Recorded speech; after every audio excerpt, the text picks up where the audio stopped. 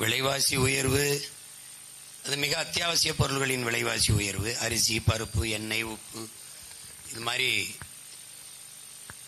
காரணம் ஏற்கனவே இருந்ததோடு கூடுதலாக இந்த சரக்கு மற்றும் சேவை வரி என்கிற வரிச்சுமை, இங்கே சொத்து வரி, மின்கட்டண உயர்வு, இதெல்லாம் சேர்த்து வாழ முடியாத ஒரு பெரிய நெருக்கடிக்கு, இக்கட்டுக்கு நம் மக்களை தள்ளிடுச்சு. நம்ம மாநிலத்தில் மட்டும் இல்லை, பொதுவாக இல்லை.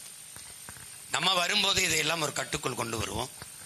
மிக அத்தியாவசிய பொருள்களான நீங்க சொல்றீங்க வேளாண்மையை நாமளே செய்வதால, வேளாண்மை அரசுவே தன் அரசு பணியாக மாற்றிடுது.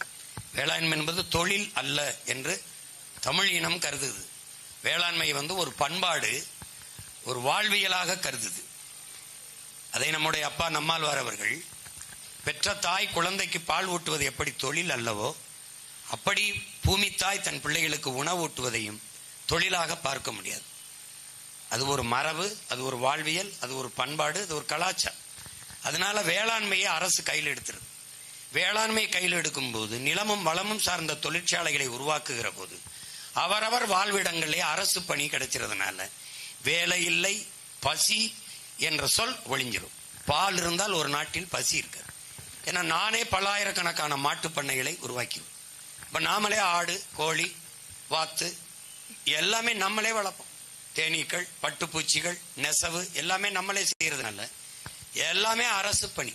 மருத்துவத்தை தரமா நானே கொடுத்துருவேன், கல்வியை நானே தரமா கொடுத்துரும் போது உங்களுக்கு 10,000 ரூபாய் சம்பளம் கொடுத்தா செலவில்லை. ஏன்னா பிள்ளையை நாங்களே படிக்க வச்சிடறோம், தாய்க்கு நாங்களே வைத்தியம் பாத்திரம், மருத்துவம் பாத்திரம் தந்தைக்கு. ஏன்னா அவள் என் தேசிய இனத்தின் தாய், என் நாட்டின் தாய், உன் வீட்டின் தாய் அல்ல. உன் பிள்ளைகள் உன் வீட்டின் செல்வங்கள் அல்ல, இந்த நாட்டின் செல்வங்கள். பெற்றுக் கொடுங்கள் பிள்ளைகளை, கற்றுக் கொடுக்கிறோம் நாங்கள். பிள்ளைகள் உங்கள் வீட்டின் செல்வங்கள் அல்ல, நாட்டின் செல்வங்கள். அப்ப நாட்டின் மிகப்பெரிய சொத்தாக கருதுவது பிள்ளை செல்வங்களைத்தான், எதிர்கால செல்வங்களைத்தான். அவர்களை அறிவார்ந்தவர்களாக, உடல் நலம் சார்ந்தவர்களாக வளர்த்து எடுப்பது அரசின் பொறுப்பும் கடமை. அந்த இடத்தில் உங்களுக்கு 10,000 ரூபாய் கொடுத்தனா செலவு இல்லை. அம்மாவுக்கு முடியலன்னு நீ போ, நான் மருத்துவம் பார்ப்பேன். பிள்ளைக்கு என்ன படிக்க விருப்பம், நான் படிக்க உங்க வேலையை பாரிய அப்படிங்கும் போது உனக்கு ஒண்ணும் இல்லை. அப்ப என்ன உனக்கு வேணும்? பால் இருக்குது, முட்டை இருக்குது, காய்கறி இந்த இருக்குது. நானே நெய்தல், குறிஞ்சி, மருதம், நெய் அங்காடின்னு நானே வச்சு விட்டுறேன். முல்லை அங்காடினா பால், பால் சார்ந்த பொருள், ஆடு மாடுக்கு அது. மருதம் அங்காடினா உங்களுக்கு அரிசி, பருப்பு, காய்கறி, வெண்டைக்காய், வெள்ளரிக்காய் எல்லாம். அப்ப குறிஞ்சி அங்காடினா தேன், கிழங்கு எல்லாம் அங்க வந்துருது. நெய்தல் அங்காடினா மீன், கடல் சார்ந்த உணவு எல்லாம் நானே வைப்பேன். No Uber, Ola, stop it, நானே வைப்பேன். நோ இந்த என்னது இந்த சுமோட்டோ, சுகி அவெல்லாம் அங்கிட்டு போப்பா அப்படின்ட்டு நாங்களே அதே மோட்டர் பைக்கா அதே இதை நாங்க செஞ்சிருவோம். ஏன்னா என் பிள்ளைக்கு அரசு பணி, 8 மணி நேரம் ஓட்டி நீ போடாடே மோட்டர் பைக்கு இந்தாடா பாதுகாப்பா வேலை செய்யடான்னு நான் என்ன பண்ணுவேன்னு சொல்றேன் பாருங்க, எப்படி செய்வேன் பாருங்க. இப்போ என்னோட மருதம் அங்காடி, இப்ப காய்கறி, என் பிள்ளை படிச்ச பிள்ளைகள்லாம் சீருடையோட வேலை செய்யறா, அரசு பணி, கண்காணிப்பு கேமரா, சிசிடிவி இருக்கு.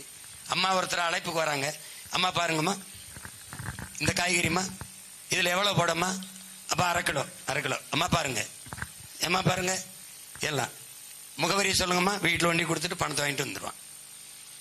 ஆனாலும் நீங்களும் மக்களுக்கு ஒரு உதவி போடுவோம். நீங்களும் மாடியில் இருந்துட்டு கீழே இறங்கி வராம கைத்த கட்டி கீழே நின்று ஏத்திக்கிட்டு வேறு பெரிய குண்டாயிட்ட அப்புறம் உடம்ப குறைக்கணும், அந்த வேலையெல்லாம் செய்யக்கூடாது. குப்பையெல்லாம் முதல்ல சட்டம் போடுவேன், பாலித்தீன் பிளாஸ்டிக்கை பேன் பண்ணிடுவேன், தடை பண்ணிடுவேன். 1 மாசம் அவகாசம் கொடுப்பேன், மாற்றுக்கு நீங்க வந்துடணும். இதுவரை இருந்ததை மறுசுழற்சி பண்ணி செய்வேன். ஆனாலும் என்னால் பள்ளிக்கரணை ஏர்னியை மூடியதை சரி செய்ய முடியாது, அது ஒன்றும் பண்ண முடியாது. இந்த பூமியில் மானுடர்களுக்கு செய்த பெருந்துரோகத்தை ஐயா கருணாநிதியும் ஜெயலலிதாவும் செய்து விட்டார்கள். அதை மன்னிச்சிருவோம், இருக்கிறத பாதுகாத்துருவோம். இப்ப நான் என்ன பண்றேன், தடை பண்ணிடுறோம். மாற்றுக்கு நீங்க வந்துடுறீங்க, பை எல்லாத்துக்கும் வந்துடும். தவிர்க்க முடியாத ரத்த பொட்டலத்துக்கும் ஊசி போடுற சிரிஞ்சுக்கும் இந்த பிளாஸ்டிக்கை வச்சுக்கிறோம், அதை மாதிரி சுழற்சி பண்ணிக்கிறோம். இப்ப எல்லாரும் வீட்டுக்கு முன்னாடி ஒரு உத்தரவு வந்துடும், குப்பை கூட இருக்கும், குப்பை கூடையில் நீங்க போடுறோம், நாங்க எடுத்துட்டு போயிடுவோம். நீ மேல இருந்து போட்டினா எங்க கண்காணிப்புக்கு, நீ வீட்டுக்குள்ள உன்னுடைய வரவேற்பாருல வீட்டுக்கு உள்ள நான் வரமாட்டேன். வீட்டை விட்டு வெளியில வந்துட்டீங்கன்னா நான் தான் பெரிய பிக் பாஸ், வாட்ச் பண்ணிட்டே இருப்பேன். நீ கையை பிடிச்ச, பொண்ணுகளை டீச் பண்ண, தாலி அறுத்த, தலையறுத்துவேன் பார்த்துக்கணும். தெருவில் நீ நடமாட முடியாது, கண்காணிச்சுக்கிட்டே இருப்பேன். அங்க சிசிடிவி வேலை செய்யலைன்னா அவன் வேலை செய்ய முடியாது. விளங்குத? பார்த்துக்கிட்டே இருப்போம். எல்லா இடங்களையும் கண்காணிப்பு கருவி இருக்கும். அப்ப என்ன செய்வேன், குப்பையை போட்டின்னு வச்சுக்க, டங்குன்னு கீழே போட்டினா ஒரு மன்னிப்பு கொடுப்பேன், எச்சரிப்பார் அரசு அதிகாரி வந்து. 2 தடவை போட்டி மறுத்தோம்னா மின் கடைசி வரை உன் வீட்டுக்கு மின் இணைப்பு தர மாட்டேன். இந்த மாதிரி இந்த ஆணவ படுகொலை பண்றவன், இந்த மாதிரி ஊழல் லஞ்சம் பெறவன், இவர் ஊழல் வாங்கிட்டார் லஞ்சம் பெற்றுட்டாருன்னு வச்சுக்கோங்க, ஒண்ணும் செய்ய மாட்டேன். அவர் சான்றிதழ், அதுவரை அவர் படிச்ச சான்றிதழ் மதிப்பு இழந்துரும், செல்லாது. நீ என்ன படிச்சேன்னு சொல்ல முடியாது. நீ எம்ஏ படிச்சா, நீ தான் சர்டிபிகேட்டே இல்லையே, தூக்கி தூர போட்டு விட்டுருவேன். நீ ஒண்ணுமே செய்ய முடியாது. நான் செய்யறது உனக்கு கொடுங்கோன்மை இல்ல, சர்வாதிகாரம், தன்னலமற்ற அன்பான சர்வாதிகாரம். இது தாயின் பேரன்பு. ஒரு நாட்டை செதுக்குவதற்கு, சீர்திருத்துவதற்கு இதை விட்டா வழி இல்லை. என் தலைவன் எனக்கு கற்பிச்சது. இந்த மானுட சமூகம் மரணம் ஒன்றுக்கு தான் பயப்படுங்கிறாப்ல, அது ஒண்ணுக்கு தான் பயப்படும், வேற எதுக்குமே பயப்பட மாட்டான். தொலைச்சு போடுவான் அப்படின்னு நினைச்சீங்கன்னு வச்சுக்கோங்க, ஒழுங்கா நடப்பான். சிங்கப்பூர்ல போய் 60 கிலோமீட்டர் வேகத்துல போ அப்படின்னா 60 கிலோமீட்டர் வேகத்துல நீ கொஞ்சம் வேகம் எடுத்துன்னு வச்சுக்க, இங்க ஒரு வளைவு போட்டிருப்பான், கண்காணிப்பு கருவி வச்சிருப்பான், உன் வண்டியில ஒரு வங்கி வச்சிருக்கணும், காசு போட்டிருக்கணும். ஒரு தவறை பண்ணினா டக்குன்னு அந்த காசு தண்டத்தை எடுத்துரும், பெனால்ட்டியை எடுத்துரும். 12 தவறுகளை அது பொறுக்குது. அதுக்கப்புறம் உரிமத்தை நீக்கிடுது, ரத்து பண்ணிடுது. நான் 6 தவறுகளை பொறுக்கிறேன். அதுக்கு மேல என்ன, நீ வாழ்நாள் முழுக்க வண்டி ஓட்ட முடியாது. எப்படி செதுக்குறேன்னு பட்டு பாரு. இந்த கனவுக்குள்ள, இந்த மண்டைக்குள்ள உலகத்தின் தலை சிறந்த நாடு இருக்குது. இது என் கனவு இல்ல, என் முன்னவன் கனவு. 500 ஆண்டுகளுக்கு மேலாக என் இன முன்னோர்கள் தூக்கி சுமந்து வந்த கனவு. என் உயிர் தலைவன் பிரபாகரன் சுமந்த கனவு. அவன் அந்த நிலத்தில் என்ன செய்ய நினைச்சானோ அவன் மகன் இந்த நிலத்தில் அதை நிறைவேற்ற. 200 ஆண்டுகள் கழித்து என் இனம் எப்படி பெருமையோடு உயர்ந்து சிறந்து வாழ வேண்டும் என்று என் கணவன் இந்த புனித கனவை கொண்டிருந்தானோ அந்த கனவை இந்த நிலத்தில் நிகழ்த்துவேன். நீ பாப்ப, என்னடா இவ்வளவு வேலை செஞ்சிருக்க முடியுமாடா, அந்த திருட்டு பயலுக்கு செய்யவே இல்லைன்னு அவன் தெருவில் வரும்போது நீயே விரட்டி விரட்டி அடிப்ப.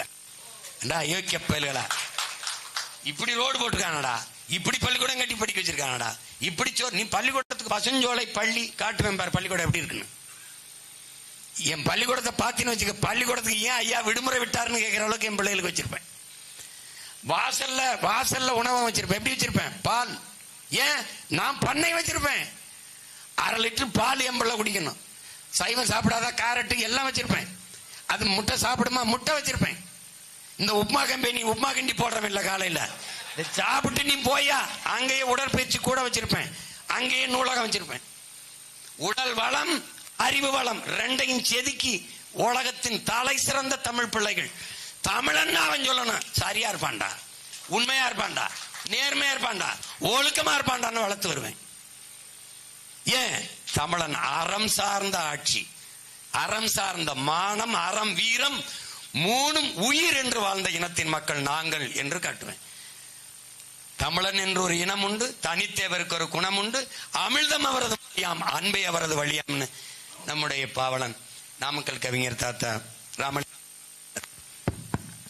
அது மாதிரி நம்முடைய தலைவன் கண்ட கனவை நம்ம நிறைவேற்றோம்.